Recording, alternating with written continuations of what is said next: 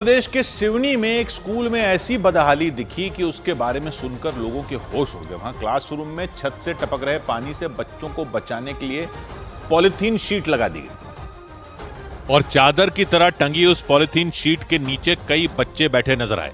बताया कि यह सब इसलिए करना पड़ा क्योंकि उस स्कूल की छत मानसून शुरू होते ही टपकने लगी थी, जिसके बाद बच्चों को पानी से बचाने के लिए पॉलिथीन शीट बांध दी गई। उस पर भी जब पानी जमा होना शुरू हुआ तो वो काफी नीचे तक झूलती दिखाई दी। वो पॉलिथीन शीट बस इतनी ऊपर थी कि अगर कोई खड़ा हो तो वो उससे टकरा जाए। उस स्कूल के टीचरों ने बताया कि पहली से लेकर 5वीं तक का वो स्कूल कई साल से एक ही कमरे में चलाया जा रहा है और उस इकलौते कमरे की भी लंबे वक्त से मरम्मत नहीं कराई गई। पन्नी लगी हुई है और बच्चे नीचे बैठे हैं।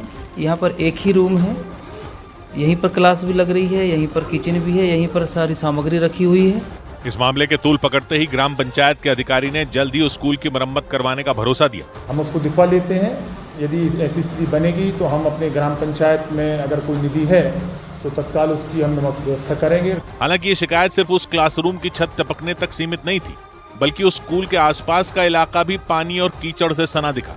बच्चों को उस क्लासरूम तक पहुंचाने के लिए ईंटों की मदद से एक रास्ता बनाया गया था ताकि वो वहां भरे पानी को पार कर क्लासरूम तक पहुंच सकें।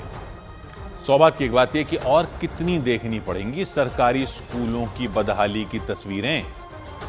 सिवनी में छत पर पॉलिथीन लगाकर पानी रोकने की तस्वीर आ गई। पूरा प्राइमरी स्कूल एक ही कमरे में चल रहा है कई साल से। एक ही कमरे में पहली क्लास भी, उसी कमरे में दूसरी क्लास के बच्चे, उसी कमरे में तीसरी क्लास के बच्चे, उसी में चौथी के, उसी में 5वीं के, उसी कमरे में खाना भी बन रहा है क्योंकि वही स्कूल का किचन भी है। लेकिन उस एक कमरे की छत की भी मरम्मत नहीं हो रही।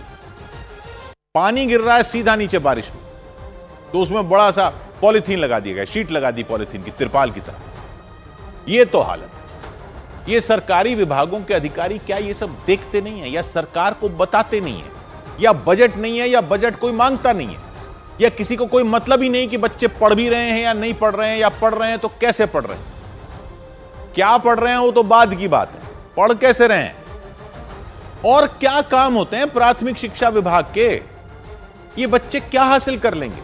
प्राथमिक शिक्षा की कोई प्राथमिकता ही नहीं है क्या? सिर्फ हाईवे थोड़ी बनाने हैं। अगर बजट है तो जा कहां रहा है, ये क्या अधिकारियों की जिम्मेदारी नहीं है देखना? और बजट नहीं है सरकारी स्कूलों के लिए तो क्या अधिकारी हिसाब लगाकर बजट मांगते नहीं है? कोई रिपोर्ट बनाई जाती होगी ना कि इतने स्कूल ऐसे हैं जिनमें ये बहुत ही जरूरी मरम्मत करवानी है, नहीं तो बच्चे पढ़ ही नहीं पाएंगे, ताकि पता तो लगे कि कितना पैसा चाहिए और वो पैसा अगर कहीं और से निकाल कर लगाना है तो लगाया जाए। सरकारी पैसा तो कई योजनाओं में सीधा अकाउंट में भी जाता है आजकल, तो वो पैसा ऐसे कामों में नहीं लगाया जा सकता। बच्चों की पढ़ाई से ज्यादा जरूरी कौन से खर्चे हैं विभागों के जो इसके लिए भी पैसा नहीं दिया जा रहा? कोई बताए तो सही।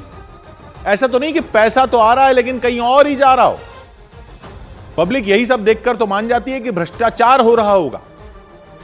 स्कूल और अस्पतालों पर पैसा खर्च करने के बाद ही तो बाकी स्कीमों के लिए पैसा रखना होता होगा, या ऐसा हो रहा है कि बाकी स्कीमों में पहले डाल रहे हैं, इनके लिए बाद में रख रहे हैं।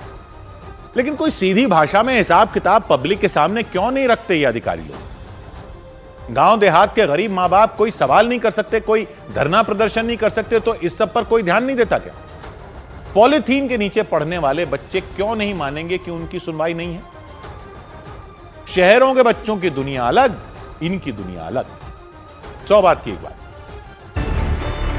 न्यूज़ 18 इंडिया चौपाल, एक ऐसा मंच जहां जब जब बात निकलेगी तो सिर्फ दूर तक नहीं बल्कि दुनिया के कोने कोने में जाएगी, क्योंकि इस बार बात होगी भारत के वैश्विक महाशक्ति बनने के लक्ष्य पर। सरकार, समाज, सेलिब्रिटी और स्पोर्ट्स स्टार्स के साथ न्यूज़ 18 इंडिया चौपाल देखिए सिर्फ न्यूज़ 18 इंडिया पर।